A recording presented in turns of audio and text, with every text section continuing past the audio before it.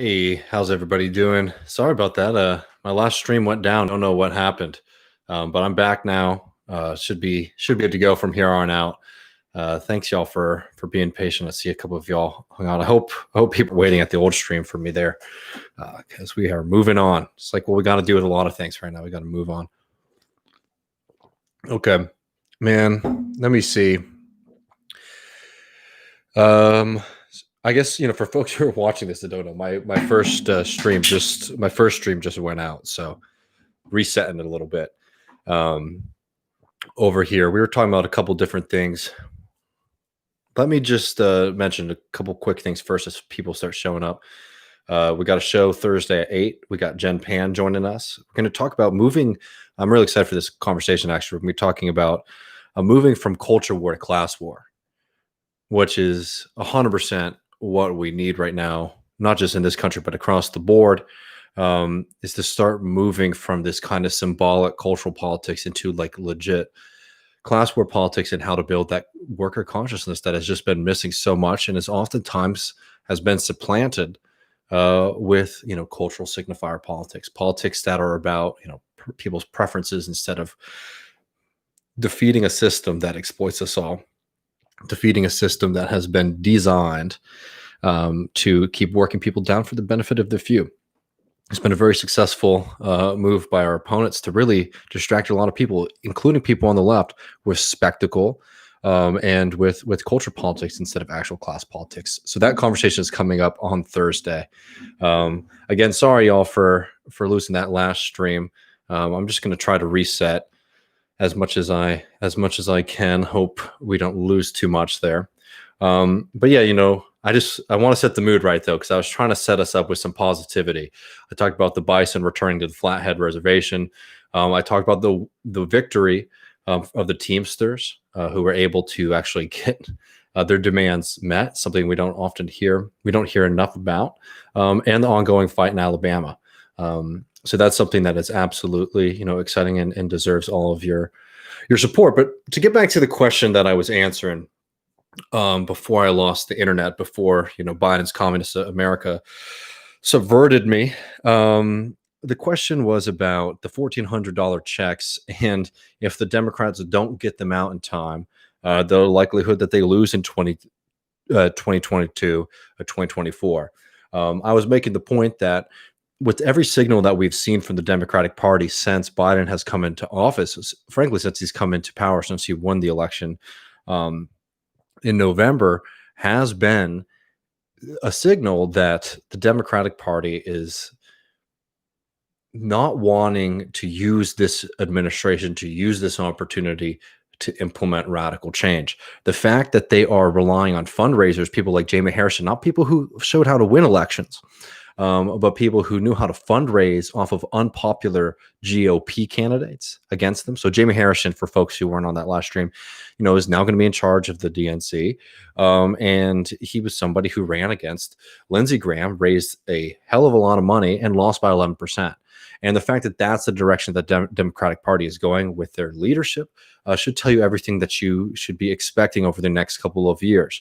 They're going to this whole Mitch McConnell saga that we're seeing right now, where Mitch McConnell is going to make the Senate Democrats roll over, the Senate Democrats are going to roll over to Mitch McConnell. And it's going to be a bunch of, oh my God, the Republicans are so mean. We can't do anything to fight, blah, blah, blah.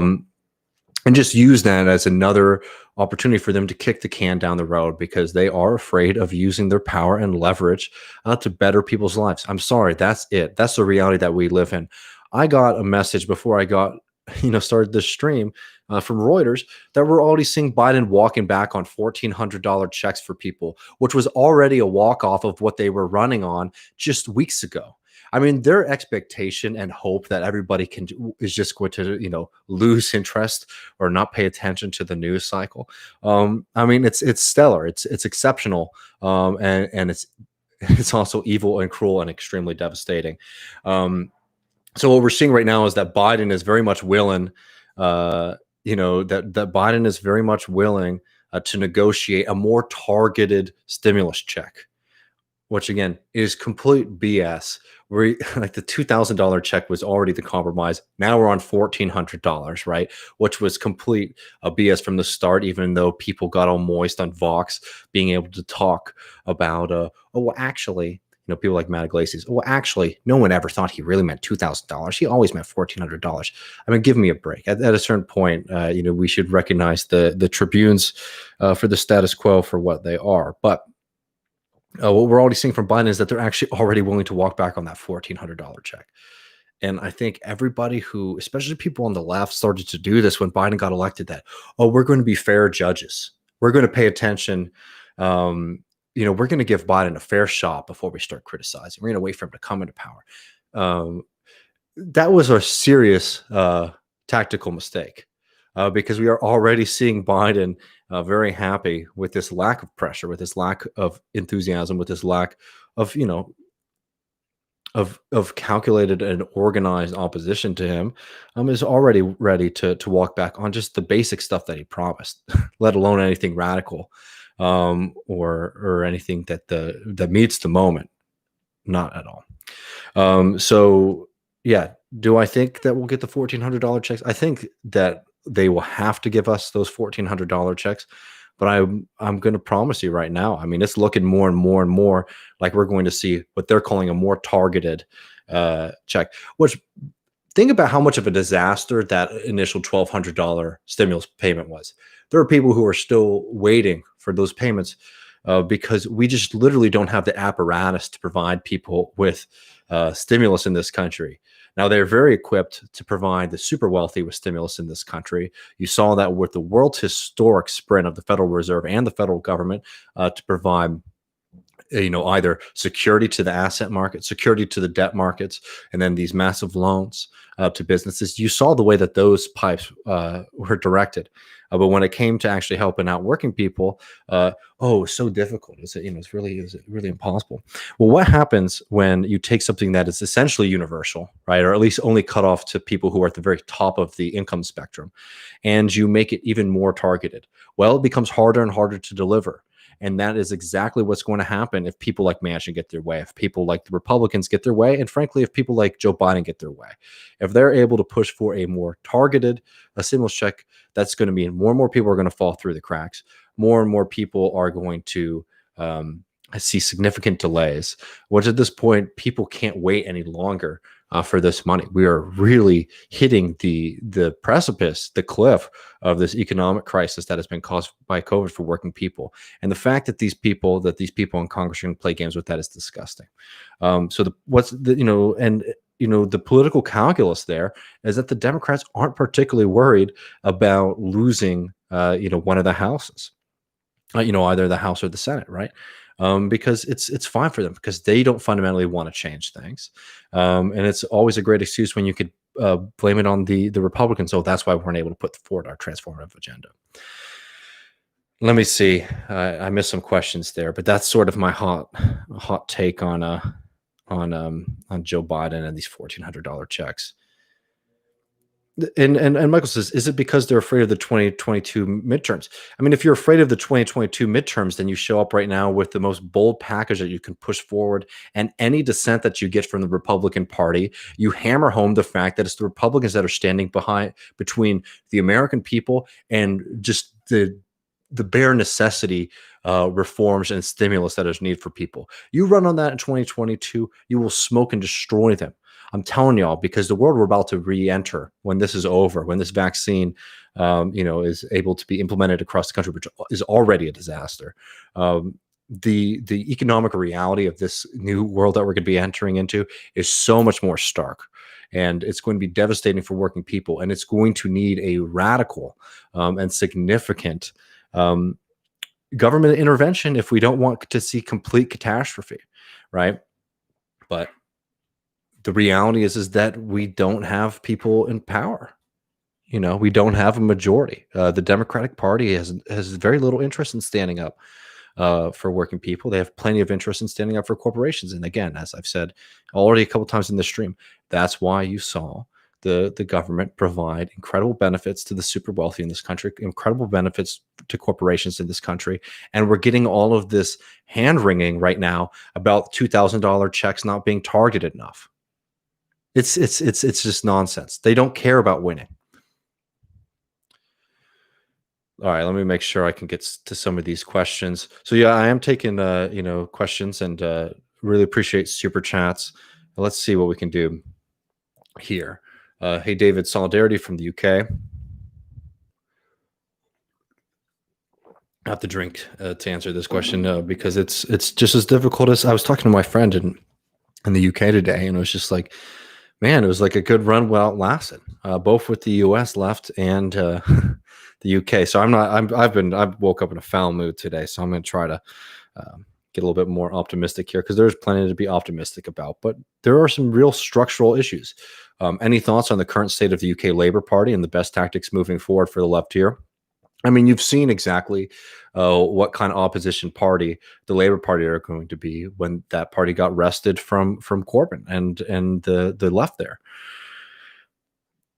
It's going to be really tough. I have a lot of friends, especially folks at the Tribune, who very much say stay and fight, and I think a lot of other people have taken the position that it's very clear that the Labour Party is just structurally opposed, and it's so much deeper than a lot of people thought to any kind of democratic reform. And it's one of those things where when we look back at what happened under Corbyn, there was a lot that was aspirational and a lot that was hopeful and a lot that was correct.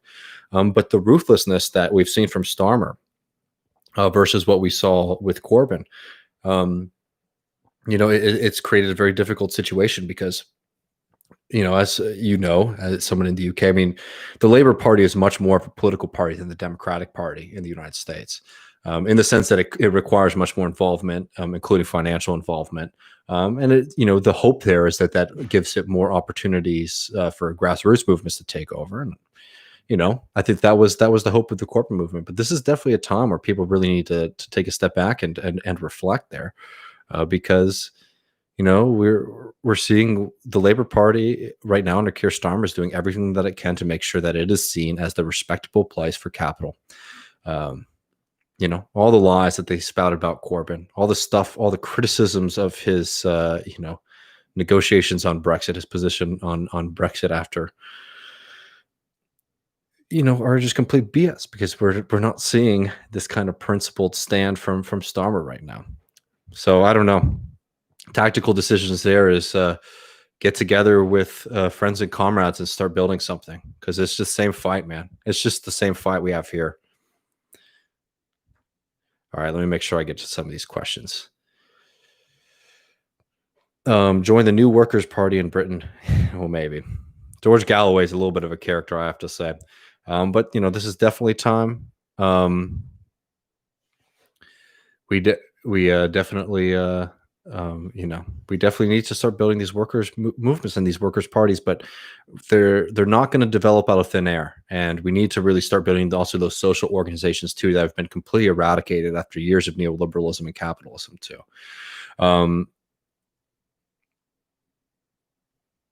Yeah. Gustavo says, can you help us understand the critique of the Gotha program? Have you already done this before? It's not random. The critique of the Gotha program, for folks who aren't familiar, is a text by Karl Marx, criticizing a socialist platform written by Lassalle that was incredibly idealist. And what I mean by that is it did not have a material basis. It was all over the place. It was incredibly sloppy. And Marx found it to be actually exceptionally dangerous. I did a really long, I think about an hour and a half read through of this with Matt Leck on Left Reckoning. Jesus Christ, on Left Reckoning, that you can find. It's up for patrons. It's audio only, but we have it up for patrons. I think eventually we will release it to the general public, but it is up on our Patreon for patrons. So that's definitely something that's worth checking out. I found a series of videos by David Harvey on the New School website. Yeah, I mean, David Harvey's videos are very good for understanding capital. I also have been taking a deep dive into Leo Panich's work. You can find a lot of really great, yeah, there you go. There you go. Left Leckening. You can find a lot of really great talks from Leo Panish as well that are also very worthwhile. All right, y'all. Let me see. Maybe I'll jump into this stuff about the Young Patriots because I got pretty livid about this. I've been trying to keep my head above water with some of the more dramatic things that are happening on the U.S. left right now. I think we are in a extremely precarious situation where post Bernie, a lot of people don't know where to go. I'll be right to that super chat in 1 second. Let me just finish this point real quick. I appreciate it, Todd. That's a good question. I'd like to know more about it. But we're in a dangerous moment with moving past the Bernie Sanders campaign. A lot of people don't know where to go. We have political organizations that are continuing to do incredible work, but they are all connected. And a lot of people who were connected through the Bernie Sanders campaign, or at least the kind of joint struggle for that, now are finding themselves just at odds with each other in this kind of really sickening and frustrating new chapter of division, which I'll tell y'all. I've been on the left when the left didn't have a project. I've been on the left when it got overtaken with like kind of escapist fantasies. I've been on the left when it had a real fear of any kind of organizational or actual like political, or like honestly just a fear of politics. And I don't want to go back there. I'll get back to that in a second. Todd asks, what do you think the Canadian House of Commons agreeing to formally designate the Proud Boys as a terrorist organization? You know, I'll be honest, I don't know what that distinction means in Canada. I mean, you know, obviously I understand what it means to call something a terrorist organization. I don't know if that affects their ability to, you know, be published or you know, what that comes with. If it comes with any sanctions or if it's just a, you know, an unwanted recognition. I mean, you know, we've seen what the Proud Boys are. They're a nasty right-wing organization, and it's one that we need to struggle against. I'll tell you that it's worthwhile just knowing the security apparatus in the United States and in Canada to not get too giddy, you know, with them extending that their abilities to come at folks. But you know, the Proud Boys aren't anybody I'm losing sleep over. So don't get my words wrong there. So I don't know. I'd have to learn more about the Canadian system and what the plan is there. But I appreciate the question. Yeah, y'all definitely read the Gothic program. Okay, it's Todd says it's not law yet. I believe they just passed the motion. You know, I honestly I appreciate the question, and I think I mean, we've just started on Left Reckoning, but I think we're long overdue, even with the extended like TMBS universe, for a good Canadian a deep dive into that. We have some good friends there who we can talk to, including our friend David Slavic now, who's now, I believe, a Canadian citizen.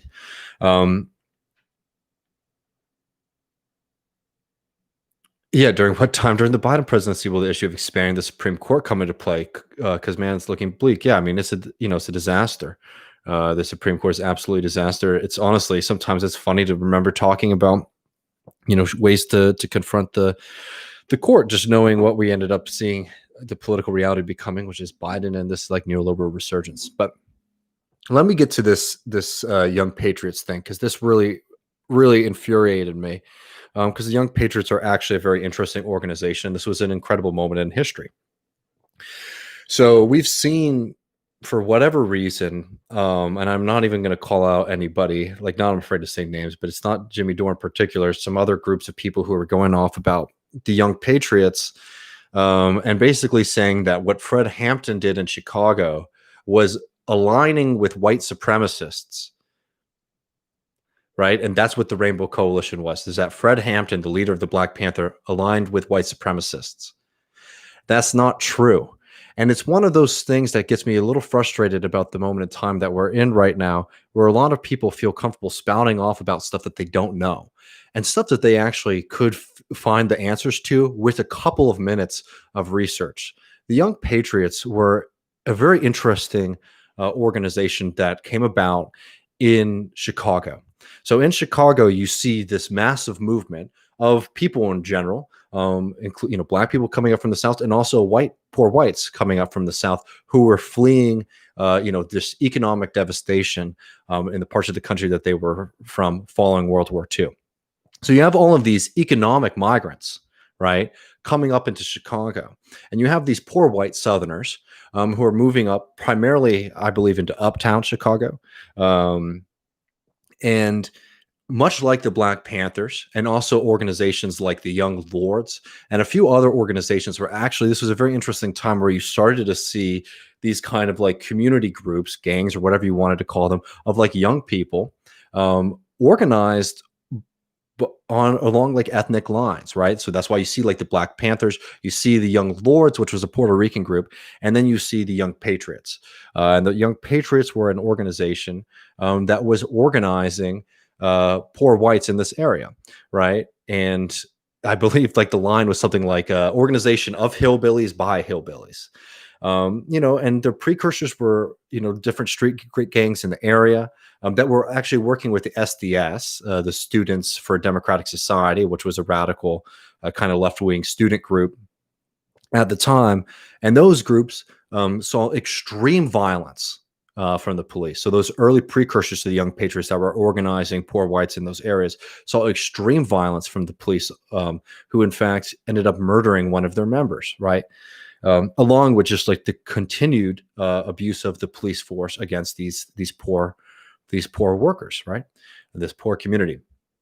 So you have this group, a group of hillbillies, 4 hillbillies, and they went in. They got invited by, I can't remember, a Presbyterian church or something like that, but like kind of upper middle class, like wealthy liberals, to talk to like the young groups advocating for change. So you have the Young Patriots show up, and you have the Black Panthers, and apparently from the recounting that we've heard from that meeting, that these kind of upper middle class whites weren't supportive. But they were mildly curious about the Black Panthers.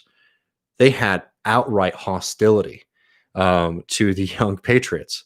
So Bob Lee, who is a member of the Illinois Black Panther Party, also a Texan from Houston who had moved up to Chicago very recently, figured this seems like a group of people that might be worth reaching out to. So he starts spending some time talking to members of the Young Patriots, spending time in uptown Chicago, and they start to get to thinking that it might be time for the Black Panthers and the Young Patriots to start getting together, start working together. And Fred Hampton, when he eventually was pitched the idea, was a big supporter of it, and that's when Fred Hampton coined the name the Rainbow Coalition, right? So they created the Rainbow Coalition, which included the Young Patriots, the Young Lords, which is this Puerto Rican organization, and the Black Panthers, advocating for people across racial lines on the basis of class consciousness, on the basis of fighting against capitalism, and on the basis of fighting against the police, which were terrorizing all of these members of the community and were attacking working folks, right? This was an incredible moment where you saw the fundamental divide of class in the United States that has been put on us primarily by the ruling class, and that divide is race, that being broken through by radicals recognizing that they had a lot more in common than they had in difference, and they had a lot more power working together than they had working separately. So the Black Panthers come in and start working with the Young Patriots and help the Young Patriots set up free breakfast programs, health clinics.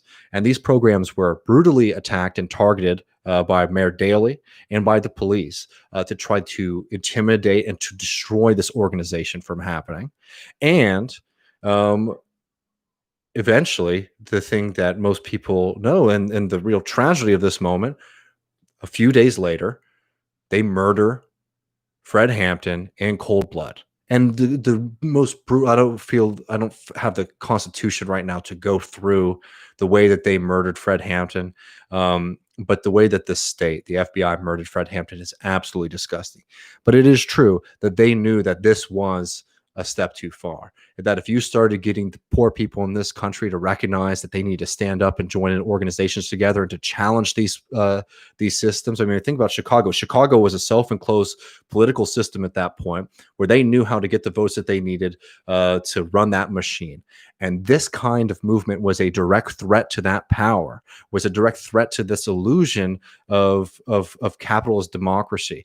This was an anti-capitalist movement that was able to overcome the fundamental dividing line in American politics and history, which has been, racial prejudice. So, and then essentially after Fred Hampton passes away, you have people trying to continue this movement, but Fred Hampton, in so many ways, was the glue. And just so people don't get the wrong idea as to how these groups fell apart, primarily one of the biggest difficulties that they had was that you had the Black Panthers trying to get the Young Patriots to go national. And that split actually divided the Young Patriots between members of the Young Patriots who wanted to stay focused on local in their community uptown versus ones who wanted to create Young Patriot, chapters and parties across the country, much like the Black Panthers were engaged in at the time. So anyways, was an incredible moment in American political and radical history. There's incredible, a great documentary. If you ever need, honestly, I might watch this after I get off because I'm all worked up. There's a great documentary called American Revolution 2. I posted it on my Twitter earlier today. You can check it out. It's just found footage of these people, the meetings, like Bob Lee and the Young Patriots. It's no narration or anything like that. It's just Black Panthers talking with Young Patriots. And it's incredible. And you can see in it just such a serious hope for humanity. So I'm bringing this up for people. And honestly, it's not worth looking up if you haven't been exposed to this yet. But there's some people saying that Fred Hampton was trying to work with white supremacists. And that's not the case. The Young Patriots were a radical left-wing group. And the reason that people convince them or misunderstand the Young Patriots for being white supremacists was because the Young Patriots in their recruiting would use the Confederate flag as a symbol of Southernness. And, most of the members who are still around today say they wouldn't have done that today. And I think that's sort of it at this point. It's just like people seeing a picture and not trying to figure out what it actually means. Right. So to call the Young Patriots a white supremacist organization is just false on its face. It's an absolutely false accusation.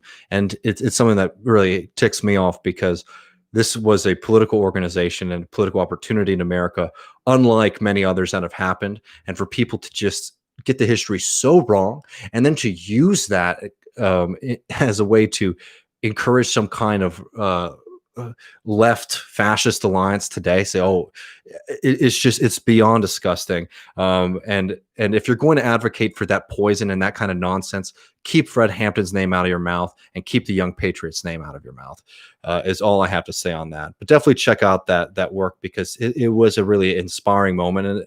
And there's a lot of resources. Jackman has a piece, The Panthers and the Patriots. I'm sure Redneck Revolt, which is an organization today, probably has plenty of resources regarding this. Definitely spend some time and read about these folks because they were very interesting. I highly suggest the movie American Revolution 2, because that's what we got. That's the way that we're going to do it in the future, and we should learn from the past and not let opportunists today muddle history for their own short-term benefits. Let me get back to these questions. I appreciate you all. That's my Young Patriots rant for today. And maybe I'll do some stuff with American Revolution 2 on Left Reckoning and find some clips from it and talk about it with y'all in the future. That actually seems like something that'd be nice too. A Peasant Chick says, loving LR so far. You guys should have Matt on as a guest sometime. He's a fun time. Keep up the good work. Hey, Peasant Chick, appreciate. I like that you've been liking the show. There's a lot of Matts out there, I have to say. Yeah, I don't know if you mean Matt Chrisman or Bender. But yeah, I mean, let me know. I like both of those guys. Cyrenix Dumplings says, solidarity from Australia. Today is Invasion Day, a day to protest against this holiday. that celebrates Aboriginal people's genocide, right? Yeah, and I mean, if I'm not unfamiliar with that, that's what is it? Australia Day is what they call it. I think that's great. It's just like in the U.S., people trying to push to stop celebrating Columbus Day. Um, yeah, all right. Let me make sure I get some of these. Yeah, some people asked, and I see there's a super chat I'm getting down to. Let me just go through so I don't miss folks. Yeah, could you watch the documentary viewer sometimes? I think that sounds like a fun idea if we could figure out a way to do that. Yeah, the Young Patriots used the Confederate flag, but eventually gave it up using it after working with their black comrades. Yeah, there was a period of time where they were doing work with the Black Panthers and they were still using it. But they did eventually drop it because they didn't care. Because you tell people that like your kind of regional nationalism is nothing compared to your membership in the international working class, and that worked with people, especially when they saw that this was an avenue to power and an avenue for bettering their lives. You see how quickly a lot of that stuff dissipates. And that's an exciting thing. But again, these were not white supremacists. These were people who understood that this had like a kind of, especially in Chicago at that time, since if you were poor in Chicago, poor whites, so many of them were coming from the South. It was a way for people to recognize, oh, that's a guy from Tennessee. So they recognized that was not the kind of history or symbols that they want to use to build that kind of solidarity. Anyways, I'm not even trying to like defend them using the Confederate flag. I'm just trying to say that anyone who's sitting here and thinking that they were a white supremacist organization is just wrong, and especially to use that to actually argue that the left should be working with white supremacists today. It's just endlessly disgusting to their legacy and also just to anyone with a thinking brain. George asked, are there any materials that talk about the Young Patriots after the death of Fred Hampton till today? So yeah, if you read that piece in Jacobin, the Panthers and the Patriots, they talk a bit about what happened post, but primarily it was, there were, they basically, they split up. Some people try to turn it into a national organization. I mean, it was just a really classic example of what happened to a lot of radical left organizations in the United States. They tried to do a lot. They lost focus and things started to dissipate. The people who were in that moment continued to do incredible work. And I believe that one of the original comrades has been doing work in Alabama to this day, which is pretty incredible.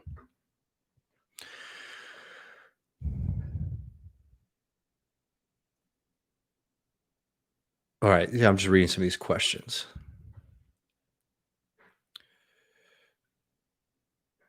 Are there examples in history where it made sense to align with group political actors who would immediately become moral enemies after defeating a shared enemy? I don't know. I don't think it's. You just need to understand that it's just not good to. It's not just strategically wrong; it's morally wrong to aid your enemies. I know it's a fun thing in superhero movies, but especially if we're talking about our enemies being fascists, I don't know. Today we have another Australia. Today is Australia Day, and there is a huge gap between those who want to celebrate it and those who see it as colonial. How do you build a movement to change people's minds about it? Hey, and Peasant Chick also mentions Matt Binder. Yeah, sounds fun. Matt's a good dude. I like Matt. I think I think that there's ways to address that kind of history, and I have a general understanding of what happened in Australia. I can't spout off about it like I could about in the United States. I think that when it comes to having time to celebrate, I mean, I know Australia Day actually coincides with actual violence too. It's not just a random day.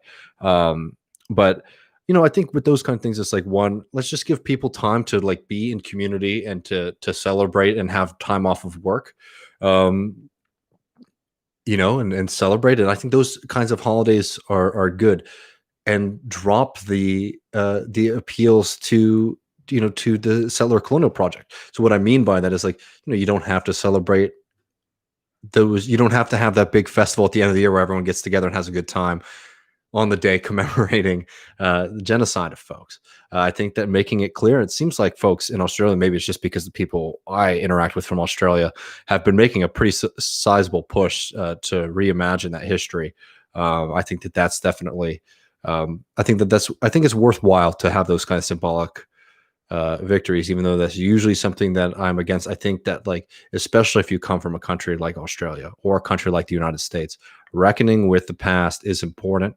um and but just let's try to find a way that it's like, we're still having some time where we can have fun and do fireworks, whatever the hell y'all do in Australia. um Hopefully that's helpful. Javier asks, do you think it's more dangerous now for the left to organize the way Fred Hampton envisioned, now that the neoliberals and media are back in power?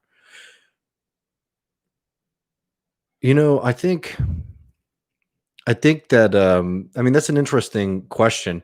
It's fundamentally dangerous. Um, it's fundamentally dangerous to the neoliberal project to, like, pursue politics in the way that Fred Hampton was, and pursue politics in the way that those radicals were doing. And it's dangerous to neoliberals because it destroys their entire narrative. And it's also very dangerous for capitalists. I think the difficulty right now, though, is that without having the kind of social organizations, I'm talking face-to-face organizations, the destruction of that under the new. This is the point here. Would it be dangerous if you started to see organizations that had deep roots into communities showing up and creating cross-racial, solidarity across the United States today? Absolutely, it would be dangerous to the people in power who are just, continuing to push their foot down on our necks, right? Absolutely would be a threat to them. But the big difference between today and Fred Hampton's moment is that the neoliberal project has been so successful at destroying those kind of social organizations that were able to develop into those political organizations. That's the real challenge that we're facing right now, is not only, political weakness, though political weakness mixed with, I think, a much stronger understanding of the actual dynamics of our society than we have seen in this country in a very long time. I think more and more people are recognizing the way that the system works, but then you have that moment, it's like, okay, where do I go, what do I do? And so we have a moment right now where there might be a little bit more awareness, but then that kind of second level, okay, who can I go and talk to? Oh man, like, do I even have, like, an area in my community where I can go and spend time and talk to people and who live in a similar, like, not, I'm not even talking about organizations like the DSA. I'm talking about, like a bowling league or like even a bar, where you can go into and the people there. I mean, those have been really hollowed out by neoliberalism, and the pandemic hasn't made that any easier. So that's like the first level step that we have to start doing, is trying to rebuild some kind of sociability in this country, because it's a real problem. Yeah, let me see. Somebody asked if we could talk about the brown berets. That would be a lot of fun. I think that I think that's definitely the move. Let me see if we got any more questions here. I appreciate all y'all today. Sorry, I'm like, I woke up real mad.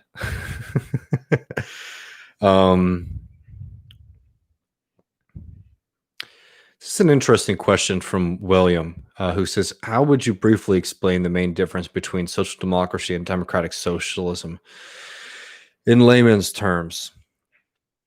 Well, I'll do that, and then I also want to add something about why I think sometimes thinking in those terms isn't particularly helpful. I think the way that most people use it is this: is democratic socialists, and this is, like, I always say that I'm a socialist instead of democratic socialist, because because I think that democracy is implied in socialism, and I've always found it to be, I don't know, you're making it seem like all of the other socialists before you had some kind of deficiency in, like, their fidelity to democracy. And I think that that's, not entirely accurate. I mean, we could talk about the failures of the Soviet Union. We could talk about what happened in some socialist movements, but I actually think to put us on different trajectories isn't particularly helpful. But anyways, that's my little caveat. Democratic socialists believe that you can use the apparatuses that are in front of us to build popular democratic power to fundamentally change the capital system. That through using democracy to build organizations both inside and outside of politics, you can eradicate the capital relation. You can enter into a stage of socialism, which is the transition stage, into a new form and way of being. Democratic socialists are a part of the tradition, the proud proletarian tradition that aims to eradicate class society, that aims to eradicate capitalism.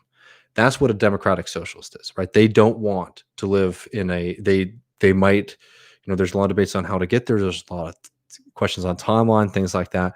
But they believe that they are building the moment with the sustainability that it can eradicate capitalism. Social democrat and social democracy is a kind of compromise between capitalism and socialism, or capitalism, like capitalists and the working class. So instead of trying to eradicate class society, you basically set up a nice peace between them, where you're able to provide a lot of benefits to working people: healthcare, basic wage, things like that, housing. So a much nicer version of the world that we live in today, but one that is not a rupture. And that's the difference. And it's something that people get really worked up about because it can be confusing in the moment. Because, for example, like Lenin, first of all, these terms can get really hairy really quickly when you go back in time, because like the Bolsheviks were social democrats in the sense that like that was the moniker that they used to describe themselves for a very long time. And then when they were preparing to take a more radical break with the system as it was, they used that term to then as a pejorative, and it's one of those things. If you read Lenin and you're not familiar, some people do get a little confused, because there was a radical break basically between people who wanted to implement socialism, communism, and people who wanted to find a kind of slower balance there. I appreciate the question. Let me see, y'all. I don't know. I hope that was helpful and clean to you. It's definitely, there's like, the way that I would use it is like when like socialists and social democrats have a lot in common in the short-term program, and a lot in difference in the long-term program. And where you start to see that division more and more, I would say, between social democrats and socialists is like a socialist recognize, for example, that the state and the government itself is like a representative, like that we do live under capitalist dictatorship. And I think that's like some social democrats and people who would identify as social democrats wouldn't accept that distinction, for example.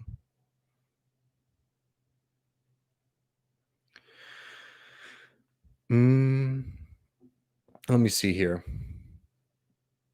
Yeah, I think Andrew says, like, in short, social democrat, but like, let's be fair. Like Andrew says, in short, social democrats don't want to abolish capitalism. Democratic socialists do.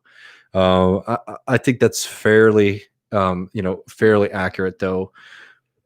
I also think that a lot of social democrats just are people who identify as that are very suspicious of like kind of radical rupture, radical change. Yeah, Melon says it's amazing how you can go back and watch old TMBS and still find them interesting. Yeah, it's true. I mean, that was such a fun part about working that project, was that we were able to do a lot of stuff that was extremely topical, but also things that had staying power. That was a real goal of that program. And I'll tell you, man, it's been tough these past few weeks in particular for me. Missing being able to chat with Michael. It's hard, all right. I don't know. I'm getting too worked up. All right, y'all. I think I got to get moving. Thanks everybody. This was fun. I hope this was useful for y'all. It felt good for me. There's a lot more to get to. I think I'm not gonna be any more calm by Thursday, so you'll get some more of this energy later. And I'll definitely talk to y'all later. We got I think Matt's working on some interesting stuff that's going to come up later for patrons on Biden's failed immigration nonsense. I'm going to be on in a couple hours, I think, on Ben's show talking about the Highwaymen. A little bit of a different vibe, but country music talk with him on Give Them an Argument. We got Jen Pan on the show on Thursday. We're going to talk about moving from the culture war to class war. I'm really excited for all of that. It should be a lot of fun. Appreciate y'all. And last little plug, definitely check out our Patreon, patreon.com/Left Reckoning. We were talking about the Gotha program earlier. Matt and I did a deep dive into that. I think that's actually a very worthwhile and important thing to check out if you have the time. All right, appreciate all of y'all. I'll talk to you soon.